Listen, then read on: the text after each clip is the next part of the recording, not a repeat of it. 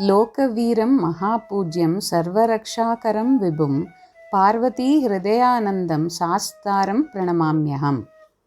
The members of Pandya dynasty ousted by Tirumala Nayakar, the ruler of the erstwhile Pandya Empire, were given the right to rule the country of Pandalam by the king of Travancore.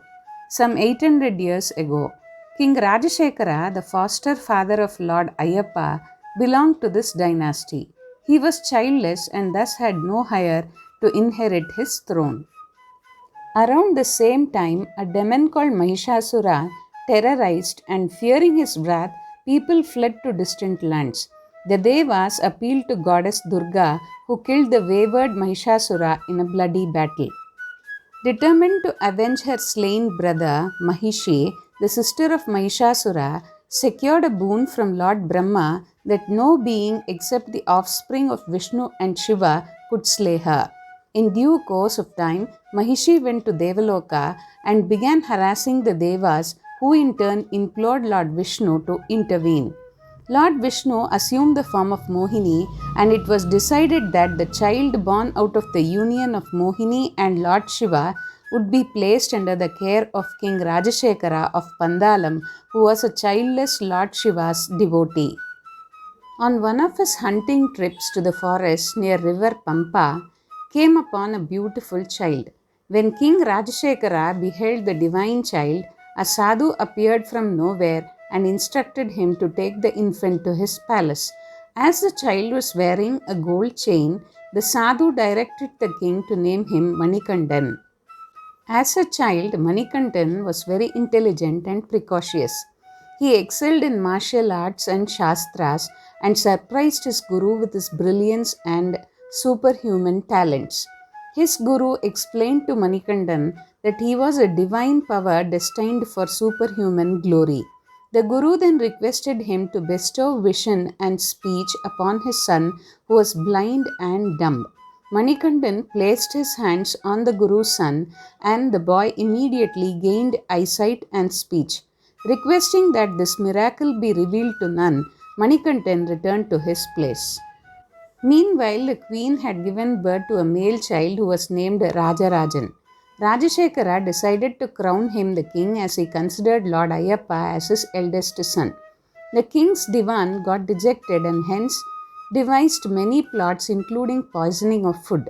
Manikandan had a few narrow escapes, yet his body bore an injury that none could cure. Finally, Lord Shiva himself cured the young boy. Blinded by her devotion to her own son, the queen vowed to help the divan and pretended as though she were suffering from a terrible headache. The king grew alarmed and summoned his physicians, who were unable to revive her. Finally, the divan's accomplice declared that she could be cured by the milk of a tigress. Manikandan requested his father to let him collect the milk. The Panchabhutas of Lord Shiva closely followed Manikandan as he entered the forest.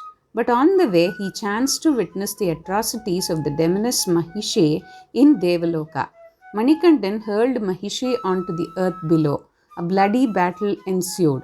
Mahishi realized that the divine being on her was the son of Hari and Hara.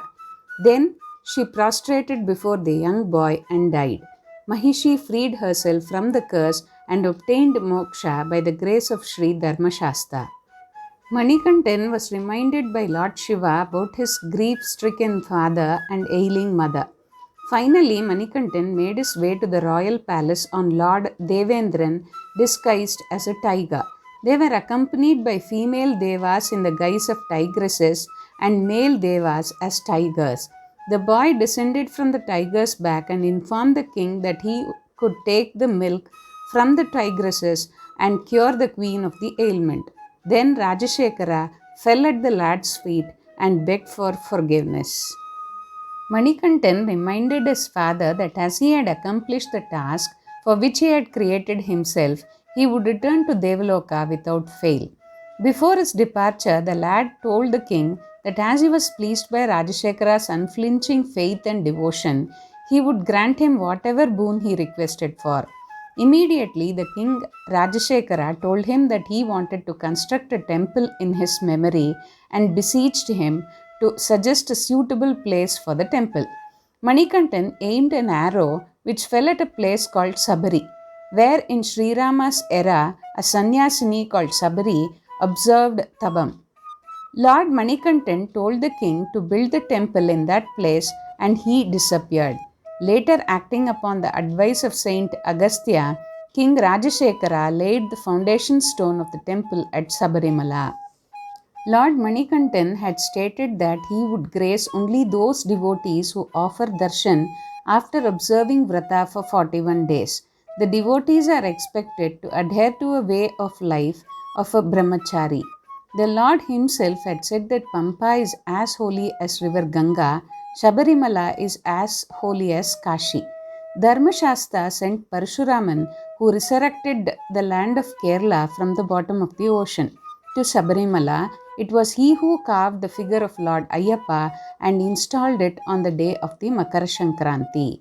Every year, millions converge upon Sabarimala, irrespective of caste or creed, with garlands and irumudis, bathe in the holy river Pampa, climb up the 18 stairs, hoping to catch a glimpse of Lord Ayyappa, the Dharmashastra. Swamiye Sharanamayappa.